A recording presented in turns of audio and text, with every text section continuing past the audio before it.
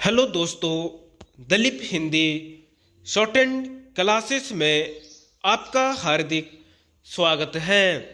दोस्तों, आज की डिक्टेशन दैनिक जागरण की संपादकीय डिक्टेशन है। डिक्टेशन की गति 120 शब्द प्रति मिनट होगी। डिक्टेशन स्टार्ट करते हैं 5 सेकंड बाद।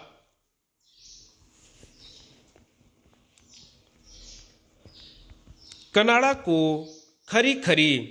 संयुक्त राष्ट्र की मानवाधिकार परिषद में भारत ने कनाडा को जो खरी खोटी सुनाई वह इसलिए आवश्यक थी क्योंकि वहां की जस्टिन ट्रूडो सरकार अपने भारत विरोधी रवैये से बाज नहीं आ रही है।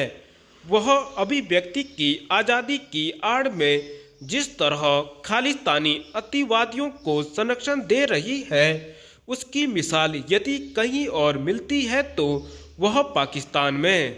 कनाडा अपने भारत विरोधी रवैये के कारण पाकिस्तान शरीका बनता जा रहा है। कनाडा की धरती पर हर किस्म के खालिस्तानी चरमपंथी ही नहीं पल रहे हैं, बल्कि वहां भारत से भागे गैंगस्टर और नशे के तस्कर भी शरण पा रहे हैं। कनाडा में फल फूल रहे खालिस्तानी चरमपंथियों का दुस्साहस बढ़ता ही चला जा रहा है। वे न केवल भारतीय राजनयिकों को धमका रहे हैं, बल्कि हिंदू मंदिरों को भी निशाना बना रहे हैं। यह खालिस्तानी चरमपंथियों के बढ़ते दुस्साहस का ही प्रमाण है कि उनकी ओर से दिवाली पर आयोजित समारोह में खलल डालने की भी कोशिश की गई। कनाडा में संरक्षित खालिस्तानी खुलेआम भारतीय ध्वज का अपमान तो करते ही हैं, भारत को तोड़ने की धमकियां भी देते हैं। पिछले दिनों प्रतिबंधित आतंकी संगठन सिख फॉर जस्टिस के सरगना गुरपतवंत सिंह पन्नू ने एक वीडियो जारी कर धमकी दी कि सिखों को 19 नवंबर को एयर इंडिया के विमान में यात्रा नहीं करनी चाहिए क्योंकि उनकी जान को खतरा हो सकता है। कनाडा सरकार को गुरपतवंत सिंह पन्नू की धमकी को इसलिए गंभीरता से लेना चाहिए क्योंकि 38 साल पहले खालिस्तानी आतंकियों ने ही एयर इंडिया के एक विमान में बम विस्फोट कर उसे आसमान में ध्वस्त कर दिया था। इस आतंकी घटना में 300 से अधिक लोग मारे गए थे। कनाडा सरकार ने इस आतंकी कृत्य की साजिश रचने वाले आतंकियों को दंडित करने में दिलचस्पी नहीं ली और इसी कारण केवल एक साजिशकर्ता को चंद वर्षों की सजा हुई, उसे भी समय से पहले रिहा कर दिया गया। इससे संतुष्ट नहीं हुआ जा सकता कि पन्नू की धमकी पर कनाडा के परिवहन मंत्री ने यह कहा कि हम हर खतरे को गंभीरता से लेते हैं क्योंकि यह किसी से छिपा नहीं कि कनाडा सरकार भारत में वांछित आतंकियों का प्रत्यर्पण करने से इनकार कर रही है। कनाडा के प्रधानमंत्री जस्टिन ट्रूडो बार बार यह राग तो अलाप रहे हैं कि भारत की खालिस्तानी आतंकी हरदीप सिंह निज्जर की हत्या की जांच में सहयोग करना चाहिए, लेकिन वे इसके कोई साक्ष्य उपलब्ध कराने से इनकार कर रहे हैं कि उसकी हत्या में किसी भारतीय एजेंट का हाथ है। यह अच्छा है कि भारत इसकी परवाह नहीं कर रहा है कि निज्जर की हत्या के मामले में अमेरिका, ब्रिटेन, न्यूजीलैंड आदि कनाडा की भाषा बोल रहे हैं।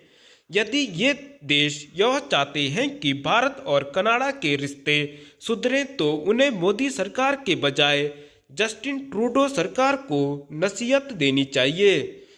समान नागरिकता संहिता। उत्तराखंड में समान नागरिक संहिता लागू करने की तैयारी है। विशेषज्ञ समिति ने समान नागरिक संहिता के ड्राफ्ट को अंतिम रूप दे दिया है। समिति इस हफ्ते ही ड्राफ्ट मुख्यमंत्री को सौंप सकती है। सरकार भी इस राष्ट्र की उत्सुकता से प्रतीक्षा कर रही है। ड्राफ्ट मिलने के बाद सरकार इसका अध्ययन कर इसे विधेयक का स्वरूप देगी। ऐसे में स्पष्ट है कि उत्तराखंड में समान नागरिक संहिता जल्द अस्तित्व में आ सकती है। सरकार ने 27 मई 2022 को समान नागरिक संहिता का ड्राफ्ट बनाने के लिए जस्टिस रंजना प्रकाश देसाई सेवानिवृत्त की अध्यक्षता में विशेषज्ञ समिति का गठन किया था। विशेषज्ञ समिति के लगभग 15 माह के कार्यकाल में अभी तक 80 से अधिक बैठक हो चुकी हैं। ड्राफ्ट को लेकर समिति को 2.30 लाख से अधिक सुझाव मिले। समिति ने प्रदेश के सभी धर्म समुदाय व जनजातियों के प्रतिनिधियों की राय भी जानी। विभिन्न हिस्सों में जाकर स्थानीय निवासियों से सुझाव लिए गए। सभी राजनीतिक दलों के साथ ही दिल्ली में भी प्रवासी उत्तराखंडियों के साथ भी इस विषय पर संवाद किया। समिति को समान नागरिक संहिता का ड्राफ्ट इसी वर्ष जून तक सौंपना था, लेकिन ऐसा नहीं हो पाया। इसके बाद सरकार ने समिति के कार्यकाल को तीसरी बार 4 माह के लिए बढ़ाया था। ड्राफ्ट में समिति ने वर्तमान कानूनी प्रावधानों में संशोधन, सभी धर्मों के अनुयायियों को समान अधिकार, तलाक, उत्तराधिकार, विरासत, गोद लेना, स्थानीय व जनजातीय परंपराओं तथा रीति रिवाजों का अनुपालन व निजी स्वतंत्रता संबंधी बिंदुओं को शामिल किया है। ऐसे में उम्मीद है कि उत्तराखंड में महिलाओं को पैतृक व पति की संपत्ति में समान अधिकार मिलेगा। लिव इन रिलेशनशिप के लिए प्रभावी रेगुलेशन एक्ट बनाने और बहु विवाह प्रथा पर रोक लगाने का प्रावधान करने जैसे कई अन्य बिंदु भी प्रारूप का हिस्सा होंगे।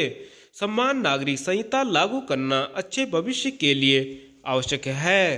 धन्यवाद।